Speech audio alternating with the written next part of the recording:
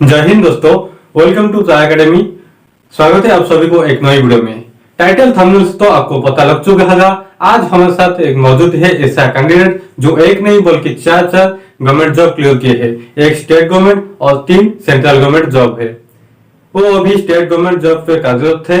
अभी हाल फिलहाल वो स्टेशन मास्टर भी बन गए हैं। तो इस वीडियो के माध्यम से आपको मोटिवेशन के साथ कुछ नया सीखने को मिलेगा जो आपकी प्रिपरेशन पे काफी फायदेमंद होगा। सो बने रहिए वीडियो के एंड तक। तो आइए उनसे बात करते हैं, सर से मिलते हैं। अभिजीत सर, आपको हमारे educational YouTube channel try academy में मैं स्वागत करता हूं। आपके बारे में थोड़ा ब्रीफ इंट्रोडक्शन दीजिए हमारे स्टूडेंट्स को। मेरा नाम अभिजीत सिंह है। मैं यही कटक का रहने वाला हूँ। मैं ग्रेजुएशन बीटेक का किया हूँ। 2018 में बीटेक पास आउट हुआ। सर, आप कौन कौन सा जॉब क्लियर किए हो? मैं पहला जॉब जो मेरा था वो था OSSC का SCEW, soil conservation and extension worker. उसके बाद जो मेरा जॉब क्लियर हुआ था उसका नाम था SSC MTS। उसके बाद में हुआ SSC CHS, दोनों 2020 का था। उसके बाद फिलहाल जो हुआ है वो है RRB NTPC का लेवल 6 का स्टेशन मास्टर। तो मेरा सिलेक्शन अभी हो चुका है। सर, आप खुद से प्रिपेयर होते थे या कोचिंग लेकर? जी, मैं पहले तो 2018 में पास होने के बाद 1 साल तक प्राइवेट जॉब के चक्कर में बहुत घूमा। उसके बाद 2019 में जाकर मैं 3 महीने का कोचिंग लिया और उसके बाद मैंने पूरा सेल्फ स्टडी किया है। जी। एनटीपीसी आपका किस जोन में हुआ है? मेरा अभी यही ईस्ट कोस्ट रेलवे भुवनेश्वर पे जो है उसी में हुआ है। तो कितना वक्त लगा? अभी फिलहाल तो देखो, एनटीपीसी का नोटिफिकेशन आया था 2019 में। अभी चल रहा है 2022 खत्म होकर 23 आने को है। और अभी 2 साल तो हमारा कोरोना में चला गया, वो कुछ एग्जाम हो नहीं पाया। 2019 में हम लोग फॉर्म भरे थे। उसके बाद जाकर एग्जाम हुआ शायद 2020 के लास्ट और 21 के पहले में, जो CBT 1 था। उसके बाद जो CBT 2 है वो अलग अलग लेवल का अलग अलग टाइम पे हुआ है। और लेवल 6 का शायद से जितना मुझे याद है 2021 में, 21 के आखिर तक हुआ था। और उसके बाद जो टेस्ट था वो था साइकोमेट्री टेस्ट, वो सबसे इम्पोर्टेंट था। उसके होने के बाद हम लोग का DV हुआ, उसके बाद मेडिकल हुआ और उसके बाद अभी हो गया शायद 15 दिन हो गया, हम लोग का पैनल आ चुका है। ज्वाइनिंग अभी आ जाएगा, ज्वाइनिंग लेटर जारी कर रहे हैं वो लोग। तो अभी आजकल सक्सेस के बारे में सब कुछ बात करते हैं, आपके फेलियर के बारे में थोड़ा हमारे स्टूडेंट्स को बताइए। जी हाँ, ये एक बहुत ही इम्पोर्टेंट टॉपिक है। सब लोग सोचते हैं कि यूं ही सबको सक्सेस मिल जाता है, लेकिन ये एक प्रोसेस होता है। स्टेप बाय स्टेप हमको जाना पड़ता है। सबको पहली बार में फेलियर मिलता है, दूसरी बार भी मिलता है, लेकिन हो सकता है तीसरी बार से आपको सक्सेस मिलना स्टार्ट हो जाए। और एक बार आपको सक्सेस मिलना स्टार्ट हो गया तो वो रुकता नहीं है। मैं 2019 में जो पहला एग्जाम दिया था वो था MTS 2019 का।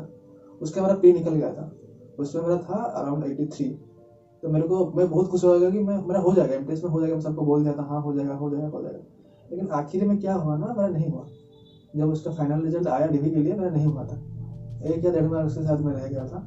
तो उस टाइम मेरे को बहुत बुरा लगा था। उसके बाद मैंने ये सोचा कि मैं किसी को नहीं बोल बताऊंगा कि मेरा क्या होने वाला है, क्या होगा। किसी को नहीं बोला। होने के बाद सबको पता चल जाएगा, उसका कोई दिक्कत नहीं होता। तो वही किया मैंने। उसके बाद CGL 19 का भी दिया था, उसका भी प्री निकला था और 20 का भी निकला था। लेकिन क्या हुआ ना, जब तक फाइनल नहीं होता है ना, तो ये सब चीज़ें किसी को बताना नहीं चाहिए। आप सब कुछ अपने अंदर रखिए और अपने अंदर से खुद से ही फाइट करना चाहिए। जी। क्या गवर्नमेंट जॉब निकलने के लिए कोचिंग लेना बहुत जरूरी है? नहीं, कोचिंग का इतना कोई इश्यू नहीं होता है। कोचिंग खाली क्या होता है ना, आपका बेसिक स्ट्रॉन्ग करने के लिए कोचिंग लेना चाहिए। उस टाइम हम लोग का टाइम मुझे कुछ पता नहीं था, आइडिया नहीं था इतना। उस टाइम पे इतना, अभी जो चैनल पैनल है यूट्यूब में है, ऑनलाइन प्लेटफॉर्म इतना सारा खुल गया, उस टाइम पे इतना सब नहीं था कुछ बहुत कम था। लेकिन अभी बहुत जगह है आपको सीखने के लिए आपको कोई नहीं रोक सकता इस टाइम पे। अगर यूट्यूब पे है आप कहते हो तो किस सोच से आप तो बच्चे पढ़ाई कर सकते हैं? अपने भाई है ट्राई एकेडमी, आप उनको फॉलो करिए, उससे बहुत ज्यादा हेल्प करते हैं। वो बहुत अच्छा पढ़ाते हैं। नहीं, मेरा तो GS हाँ, GS बाकी सब्जेक्ट है। सपोज मैं बात करूंगा अगर मैथ मैंने फॉलो किया था। बुक मैंने यूट्यूब का नहीं फॉलो किया था, मैंने बुक फॉलो किया था। राकेश यादव का आता है क्लास नोट, उसको मैंने क्या किया था ना, मैं पूरा उसको कवर किया था। एक बार कवर कर दिया पूरा बुक जो था। उसके बाद जितना भी क्वेश्चन उसमें था ना, मैं अपने आप से खुद से क्वेश्चन बनाने लगा कि अगर इसके जगह ये होता और इसके जगह ये होता तो क्या होता।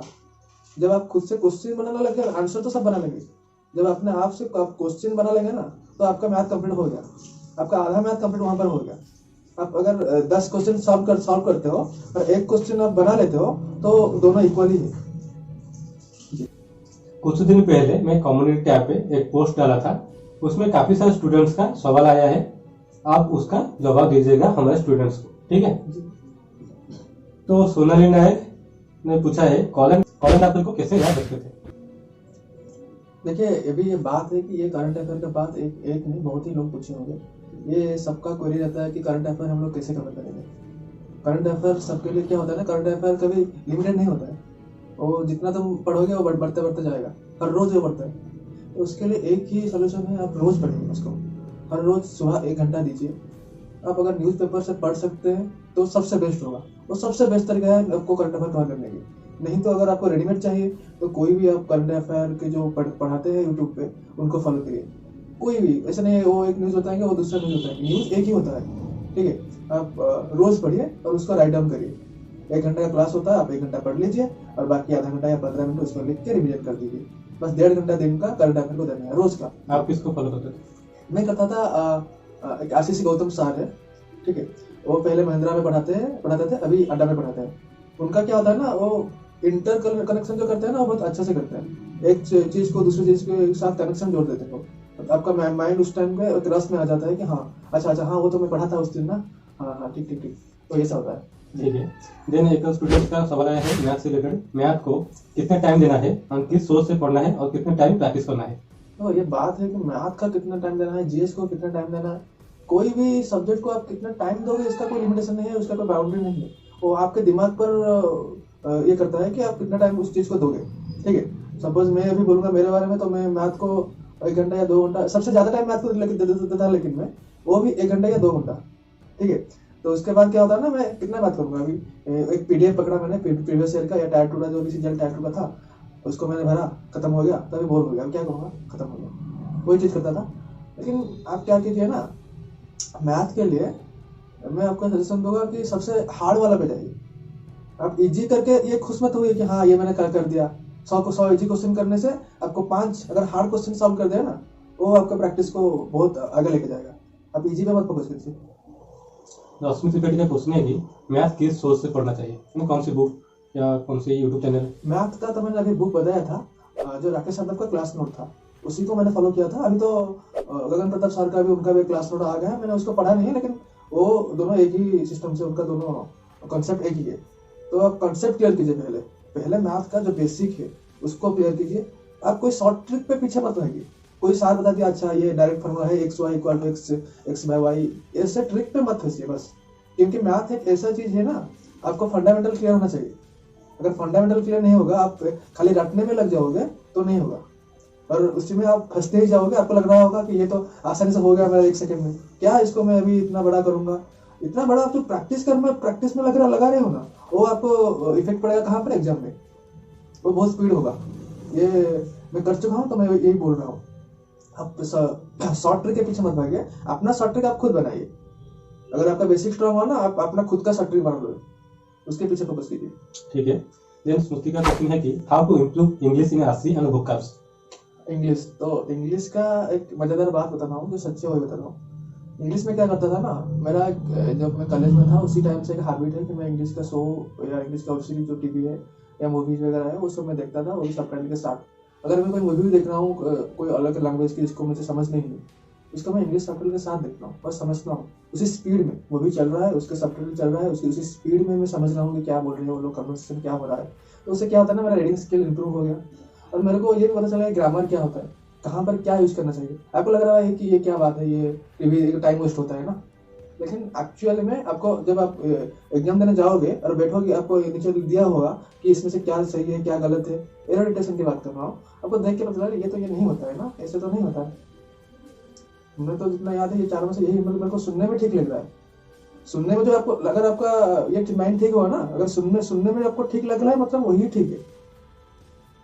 और जो अगर डीपली पढ़ने की बात आई तो आप एक काम कीजिए, नीतू सिंह है, नीतू सिंह का बुक आता है, 2 वॉल्यूम का साइज आता है, वो उसको फॉलो कीजिए। वो बहुत बारीकी से पढ़ाते हैं। और एक सर है कैरियर विल का, उनका नाम है गोपाल सर, वो भी अच्छा पढ़ाता है। ये जो मैंने बोला कि मूवी देखो, ये बोला कि आपका जो रीडिंग स्किल है वो इम्प्रूव हो जाए। देखो इंग्लिश एक बेहतरीन चीज है। इंग्लिश कहाँ काम आता है, रीजनिंग में इंग्लिश है, मैथ में भी इंग्लिश है, जीके में भी इंग्लिश है। अगर आपका रीडिंग स्किल इम्प्रूव हो जाएगा ना, तो आपके सारे सब्जेक्ट इंप्रूव हो जाएगा, टाइम बच जाएगा वहां पर। एक क्वेश्चन आप जो पढ़ते हो, मैथ का 4 लाइन का क्वेश्चन होगा, आप अगर उसको 10 सेकंड में समझ लोगे तो हो गया ना स्पीड। अगर वही 4 सेकंड लगा आपको 40 सेकंड लगता है आपको समझने में, तो आप वहां पर फंस जाओगे ना। तो पहले अपना अपना रीडिंग स्किल इंप्रूव करो, इंग्लिश में रीडिंग स्किल इंप्रूव करो, उसके बाद ग्रामर में जाओ। ग्रामर जो मैंने बोला, गोपाल सर हो या नीतू सिंह का बुक हो, उसको फॉलो करो, बेसिक से जाओ, ऊपर हो जाएगा। इंग्लिश का ये है कि एक लैंग्वेज है, उड़िया हम लोग का लैंग्वेज है, हिंदी एक लैंग्वेज है, हम लोग क्या उसको बार बार बोलने से ही इम्प्रूव हो जाता है। तो ऐसे इंग्लिश को आप अपने मन में या अपने दोस्तों के साथ नॉर्मल कॉन्वर्सेशन में यूज करो, क्या दिक्कत है। ठीक है। देन रोजालिन दास का क्वेश्चन है, how to manage time. Time in the sense ने जब प्रिपरेशन करते थे किसको कितने टाइम देना है, क्या करते थे। अच्छा, हाँ, रिगार्डिंग द रूटीन। हाँ। रूटीन ऐसा था मेरा, तो मैं कोचिंग मेरा खत्म हो गया, उसके बाद मैं हमारा महिंद्रा में लाइब्रेरी है, वो लाइब्रेरी पे हम लोग बैठ के पढ़ते हैं। हम लोग का दोस्त का एक सर्कल था, हम लोग का अपने आप में कंपटीशन करते थे कि कौन ज्यादा मार्क लाएगा। हम लोग 3-4 थे लड़के लड़की थे, वो लोग हम लोग के बीच में ही हम लोग का कंपटीशन था। हम लोग का एक छोटा सा कंपटीशन हब बन गया था, तो ये भी हम लोग को बहुत हेल्प किया था। और रही बात रूटीन की, तो ऐसा कोई फिक्स रूटीन मेरा नहीं था। मेरा ये था कि मेरा अगर अभी मन है कि मैं मैथ करूंगा तो मैं मैथ करूंगा, अगर मेरा मन है कि जीएस करूंगा तो मैं जीएस करूंगा। लेकिन ऐसा नहीं कि मैं मैथ ही करता हूँ या ऐसा नहीं कि मैं जीएस ही करता हूँ पूरा 8 दिन 10 दिन तक। एक दिन मेरा आज मैथ मन हुआ, आज पूरा दिन मैथ किया, तो उसके दूसरे दिन मैं उसको मेकअप कर दूंगा, उसको दूसरे दिन मैं जीएस को देख लूंगा या इंग्लिश को देख लूंगा, ऐसा करता था। और आप एक काम कीजिए, सुबह का टाइम आप मैथ मत कीजिए, सुबह का टाइम आप जीएस को दीजिए, क्योंकि सुबह का टाइम जो है ना आपका माइंड पूरा रिलैक्स रहा होगा। आप सो के उठे होगे तो आपका माइंड पूरा खाली होगा, तो अगर जीएस पढ़ोगे तो आपको नींद नहीं आएगा सुबह। लेकिन अगर आप सेकंड हाफ या खाने के बाद आप और जीएस या कोई जीएस का सब्जेक्ट पढ़ोगे तो क्या होगा, आपको नींद आएगा। सेकंड हाफ में आप मैथ करो, मैथ में आपको दिमाग के ऊपर प्रेशर पड़ेगा, तो आपका पढ़ाई भी हो जाएगा, बोर भी नहीं होगे और सब चीज इंटरेस्टिंग भी लगेगा। ठीक है। देन एक इम्पोर्टेंट सवाल है, प्रियदर्शनी पूछा है, how to be consistent. How to be consistent, for consistency you need to be patient, patience is the key. अगर आप कोई चीज को समझ नहीं पा रहे, आपको टाइम लग रहा है, तो उसको छोड़ो मत। समझ नहीं आ रहा है ना, मैं समझूंगा, 1 घंटा लगेगा नहीं समझ आएगा, 1 दिन लगेगा नहीं समझ आएगा, ठीक है, मैं 10 दिन लगाऊंगा, लेकिन मैं समझूंगा, उसको छोड़ूंगा नहीं। अगर आपने दिमाग में बैठा लिया कि मैं इसको छोड़ूंगा, ऐसे समझ में नहीं है, छोड़ो यार, कौन इसके पीछे भागा, 1-2 मार्क मिलेगा या नहीं मिलेगा, नहीं। अगर छोड़ दोगे ना, तो एक छोड़ोगे आज तो कल दूसरे भी छूट जाएगा, ऐसे कब आपका आधा टॉपिक छूट जाएगा आपको पता भी नहीं चलेगा। तो कोई भी टॉपिक को इग्नोर मत करो, उसका सब्जेक्ट को भी इग्नोर मत करो, और बस अपने आप पर भरोसा रखो कि मैं कर लूंगा, टाइम लगेगा लेकिन मैं कर लूंगा, कर लेंगे यार। ठीक है। देन एक और स्टूडेंट का सवाल आया है, what are the difference preparation strategy between state government and central government. नहीं, no such things as differences. Central and state government का जो पैटर्न है दोनों का ऑलमोस्ट सेम ही है। बस स्टेट गवर्नमेंट में क्या आता है, उनका रीजनल सब्जेक्ट आता है, जैसे कि हम लोग का है उड़िया आता है, तो उसके ऊपर थोड़ा फोकस करना पड़ता है। लेकिन बाकी जो जीएस रहा, मैथ रहा, वो सब सेंट्रल गवर्नमेंट के कंपैरिजन में स्टेट गवर्नमेंट का बहुत इजी आता है, ठीक है। और एक चीज मैं हमेशा बोलता हूँ कि आप हमेशा ऊपर का तैयारी करो। सपोज आप सिविल्स के लिए पढ़ रहे हो तो आप यूपीएससी के लिए पढ़ो, ओपीएससी हो जाएगा। अब अगर आप एसएससी एमटीएस के लिए पाना चाहते हो तो एसएससी सीजीएल के लिए पढ़ो, एसएससी एमटीएस हो जाएगा। तो हमेशा ऊपर देखो, ऐसा नहीं कि मैं कभी कट ऑफ मत देखो कि इसका कट ऑफ गया है इतना, मैं इसको कट ऑफ क्लियर कर दूंगा तो मेरा हो जाएगा। नहीं, अगर आप 100 मार्क का एग्जाम दे रहे हो ना, तो आप सोचो कि मेरे को 100 लाना है। वो आता है नहीं आता है वो दूसरी बात है, सोचने में थोड़ा ना मेरे को पैसा लगता है। सोचो मेरा आ जाएगा, 100 के लिए मैं टारगेट करके जाऊंगा, यहाँ से मैं एग्जाम दूंगा, 100 लेके आऊंगा भाई, जो होता है होने दो। टाइम 1 घंटा है, मैं आधे घंटे में कंप्लीट करने को ट्राई करूंगा, नहीं होगा, लेकिन सोचने में क्या जाता है, सोच लो, दिमाग में सोच लो। ठीक है। देन एक स्टूडेंट पूछा है, Rafiq Ravanath, which part of subject we attend seriously that we manage our time. Second question है, please give us the strategy which help in the practice of English vocabs. English vocabs frankly अगर मैं बोलूंगा तो English vocabs मैंने कभी पढ़ा नहीं है। इसका रीजन मैं आप लोग को ये बताऊंगा कि इंग्लिश वोकैब्स शायद आता है, जो सीजन 3 में आता था वो 3 या 4 आता था, उसमें भी 1-2 आ जाता था, वैसे ही कि आप सबको आ जाएगा कि ये बहुत हार्ड नहीं आता था। और जो मेंस में आता था, मेंस में शायद 10 या 12 आता था, ठीक है, 10 या 12 या 15 के आसपास आता था। उसमें भी आपको 5-6, वैसे आपको जो बोला ना, मैंने सीरीज देखा हो क्या मूवी देखा हो, उसमें आपको लग जाएगा था इसका मतलब, आपको उड़िया में उसका मतलब या हिंदी में उसका मतलब नहीं पता होगा, लेकिन आपको दिमाग में होगा कि हाँ इसका शायद मीनिंग यही कुछ होगा। तो ऐसे क्योंकि वोकैब्स से बहुत टाइम जाता है, मैं इतना टाइम एक 7-8 मार्क्स को नहीं देना सकता था उसके। तो सर आपकी कीमती समय निकलकर आप इधर आए हमारे स्टूडेंट्स के लिए इस सेशन में, काफी सारे स्टूडेंट को बहुत बेनिफिट भी होगा, उसके लिए आपको बहुत बहुत धन्यवाद। तो जाते जाते आप हमारे स्टूडेंट्स को एक आखिरी टिप्स दे दीजिए, क्या कहना चाहते हैं? थैंक यू सर, आप हमको बुलाए, ये बहुत बड़ी बात है हमारे लिए। तो टिप्स के बारे में यही कहूँगा कि आप लोग अपनी फैमिली के ऊपर भरोसा रखिए। वो लोग थोड़ा इम्पेशेंट होंगे कि मुझे अब नहीं हो रहा है, कब होगा, कैसे होगा, और कुछ कर लो। तो आप उनको सब सुनिए और साइलेंट हो जाइए, ज़्यादा रिएक्ट मत कीजिए, ठीक है। और एक चीज़ याद रखिए, आप लोग के सपोर्ट में किसी को रखिए, दोस्त हो, ऐसा कोई हो जो आपके हमेशा साथ देगा। अगर आप फेलियर में जा रहे हो तब भी साथ देगा, सक्सेस में जा रहे हो तब भी साथ देगा। ऐसा कोई रहे तो थोड़ा जो सफ़र है ना वो अच्छा होता है, ठीक है। और best of luck to everyone, जो भी ये वीडियो देख रहे हैं वो अपने जीवन में बहुत ऊंचाई तक जाए, आगे जाए और अच्छा करे, अच्छे से रहे। और पढ़ाई में ध्यान दो, कुछ नहीं है, ऐसा कुछ नहीं बड़ी बात है कि नहीं होगा, लेट हो रहा है, कब होगा, कैसे होगा। इतना दिमाग में इतना टेंशन मत दो, दिमाग को स्ट्रेस फ्री रखो, अच्छे से पढ़ो, हो जाएगा, सब हो जाएगा। तो दोस्तों आपने देखा हबीजी सर आए, आपको बहुत कुछ मोटिवेट किए। आई होप आपको बहुत कुछ सीखने को मिला होगा इस वीडियो के माध्यम से। तो आज के लिए इतना ही, मिलते हैं नेक्स्ट वीडियो में। जय हिंद सर, जय हिंद।